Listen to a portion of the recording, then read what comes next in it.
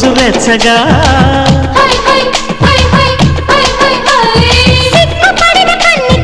అడ్డు చెప్పగా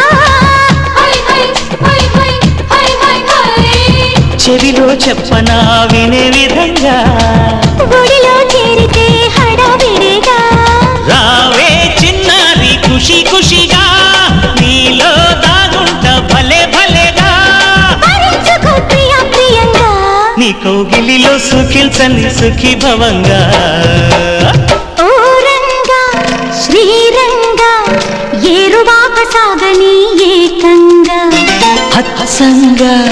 వెత్సంగా మల్లె పూలు నలగని మెత్తంగా కుర్రయేడు గంతులేసి ఆడంగా కొంటె పెదవి ముద్దు పాట పాడ